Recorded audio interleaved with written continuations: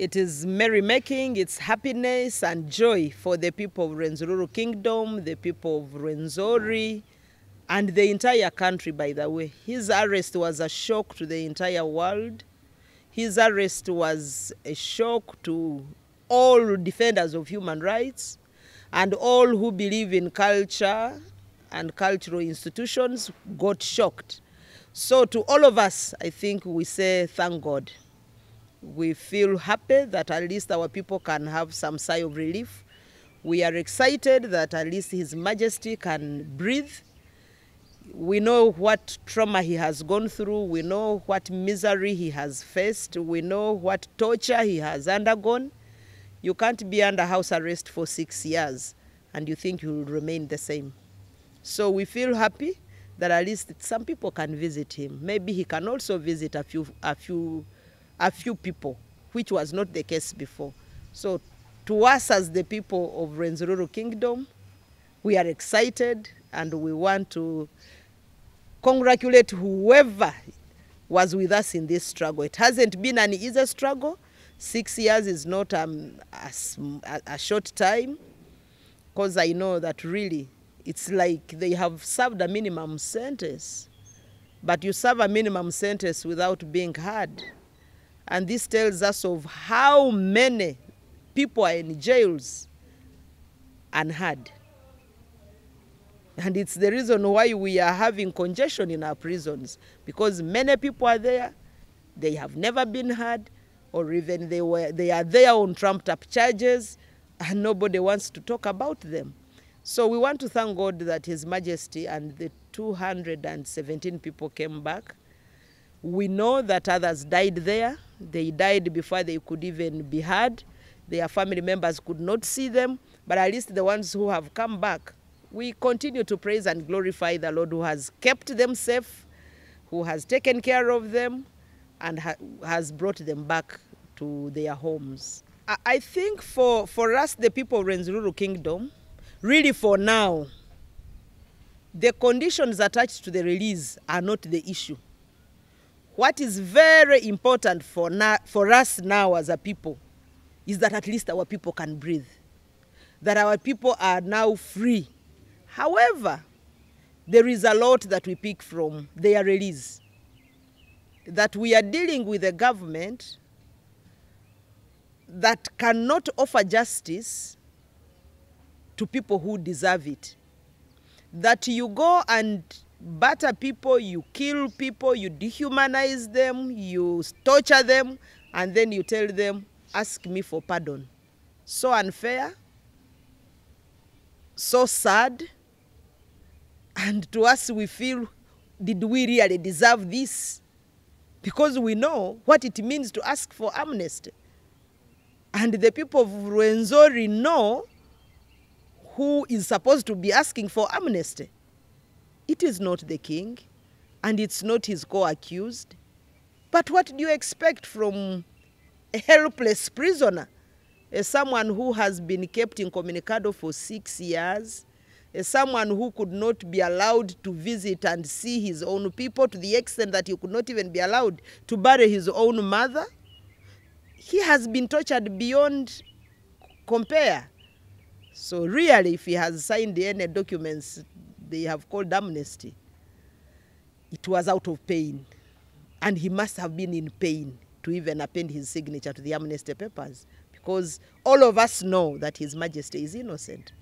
The next course of action is for us to wait for him to arrive in the land of his ancestors, to come and take charge of his affairs as a king of Rwenzururu Kingdom. The other unfortunate bit is that the government that is supposed to take care of him is the one that spoiled everything that he had. There is no palace he's going back to. So our prayer will be that government of Uganda reconstructs Rwenzururu Kingdom Palace so that the king can be in position to get back home and find a home where he will rest. But as for now, I'm not so sure that he can think of going home so easily, because there is no place he calls home. Yes, I know that he's entitled to the whole area where his loyalists are, but there is that specific attachment to the Buhikira Royal Palace, which was destroyed by the UPDF, commanded by Yerueru.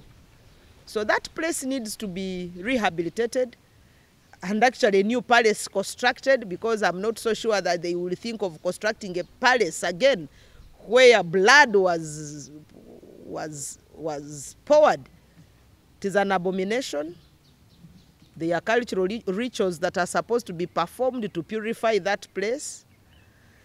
But we really thank God that despite all those, at least our king can breathe, at least he can be visited, at least he can make a telephone call to the people he so much loves. To the people, I think that is what matters most. For starters, you can say that for the last 6 years, the Bakonzo culture has been in limbo. We have never held any cultural celebrations since the arrest. There have never been meetings of the elders planning for the kingdom. Even when we had leadership of the cultural institution, but virtually they have just been there to give announcements of what is happening. The king is going to court on this and this day.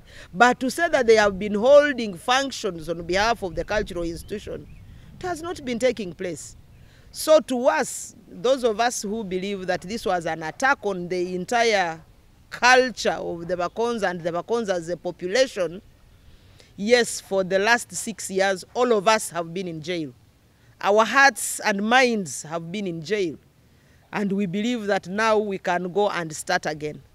But we also ask that a lot of psychosocial support is given to our people who are getting from prison and those who are receiving them. Because there has been a lot of hopelessness in the communities, shattered dreams, shattered hopes, destroyed families. There is a breakdown of homes.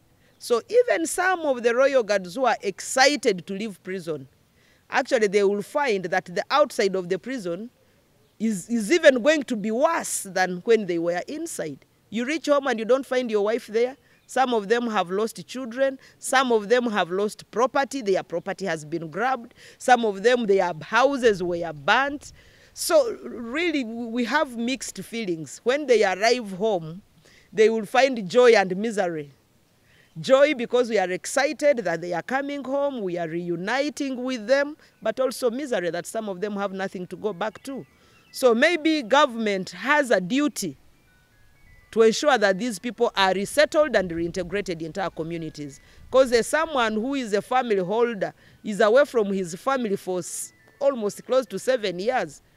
There is a lot that has happened in between that period. So there is need for psychosocial support, there is need for rehabilitation, there is need for support. Of course, the announcement was made yesterday, so everybody is still in a jovial mood and in celebratory mood, but I'm sure that the meetings will now start to see the next course of action, because it is not something that we had planned for anyway. For us, we knew our people were going to court just like they have been going, and we knew they will come back, maybe they will hear their case. So we got the good news, though it came as a surprise, sweet surprise.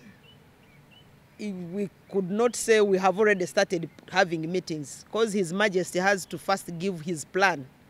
I know that the royal guards are on the way going home, but the king can't just move like that to say I'm going. There must be plans to make sure that he has where he will settle. There must be plans to ensure that his people receive him well. And we must also know how we are receiving him. And as for receiving him, the Bakonzo people know how to do that. And I am very sure Museveni hurried to ask these people to sign for amnesty, because he just needed something around him to defend him and from the amnesty cases. I mean the ICC cases. Even if he escapes it, he will never escape it in the minds of the people. Those who lost their dear ones still know who killed their people. To us who have been following this matter, whether ICC answers it or not, at least I know that before God he will have issues to answer, because God is even above the ICC. So he may play around with the worldly judges, but the Most High Judge, he will have issues to answer. So whether he has asked our people to apply for amnesty, thinking that it will sort him while here on earth, it may not help him where we are going, which is not here. So you still stand firm and positive about the ICC? I still stand firm and say people need to be held accountable. Impunity must be dealt with. We have here people who think that they are even bigger than God. You can't just destroy a whole tribe and you think you'll go away with it. It may happen today, it may happen another day. You may play around with it.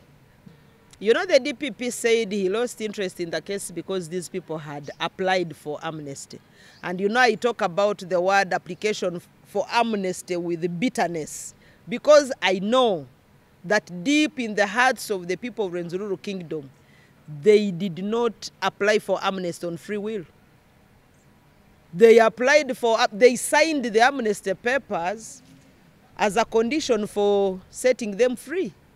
But I also know that the DPP could not defend that case. They had no evidence whatsoever that our people had committed those charges. How do you say that a king went and stole a mattress? How? How do you say that a king went with a gang of 217 people with one gun to go and kill some? How do 200 people just go to a police station and kill one person unnoticed? So some of these cases, some of us know that they were political. So it had to be a political action to set them free. We know very well that these people had to suffer the way they suffered because the people of Kasese voted for FDC. Just like the people of Uganda suffered in 2020 November, those killings that happened just because they had shown displeasure against the NRM. So we are not going to remain silent about these things. We shall keep talking and talking about them until we are also arrested. But we shall be arrested, our children will continue talking.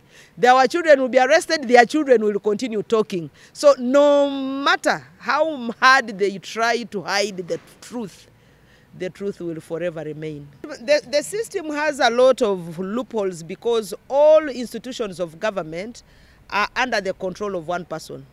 The judiciary is no longer independent, parliament is no longer independent, the army is no longer independent, the executive is no longer. All other institutions of government are just under the command of one person. And yet, democracy would dictate, or good governance would dictate, that each institution is meant to hold the other accountable. For proper checks and balances, all these institutions must be working.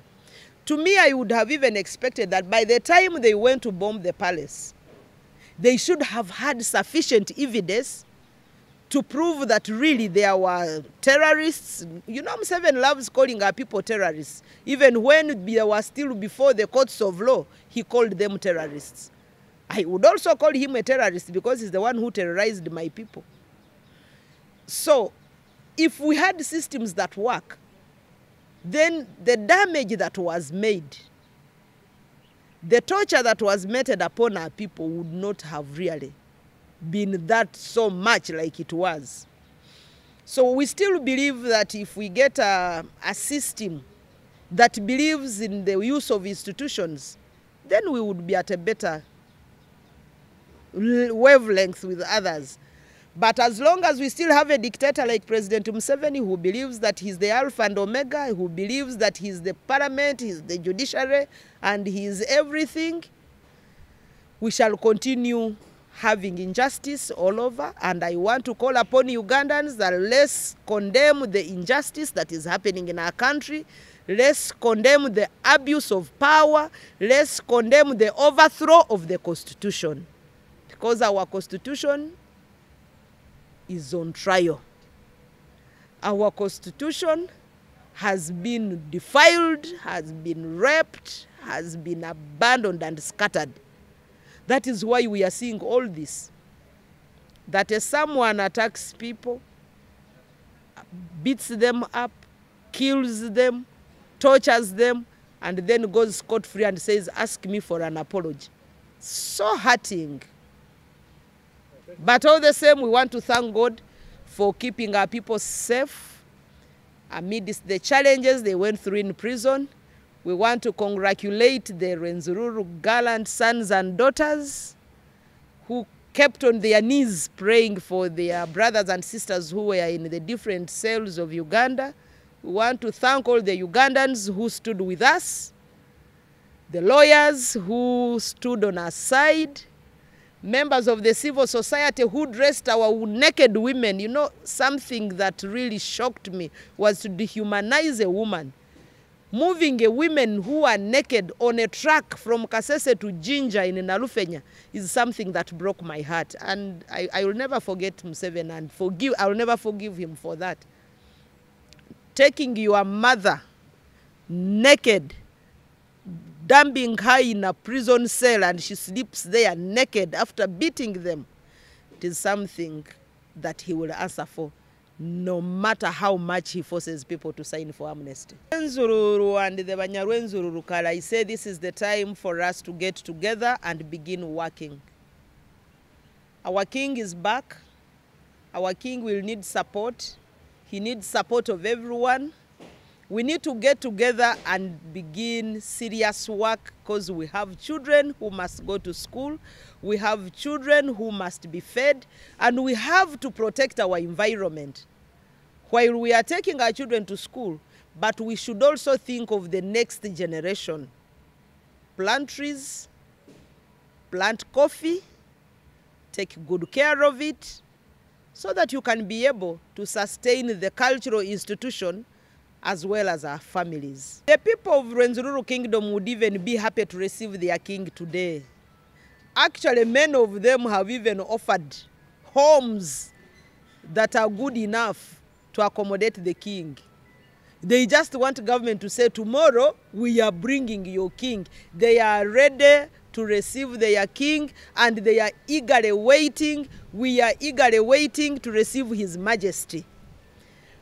But we are not going to forget, and we are not going to give up on asking government to rebuild the palace, because the king's palace must be made pure. The king's palace must be reconstructed. But as they think of reconstructing the palace, oh, the people are excitedly waiting to receive him. May God bless us.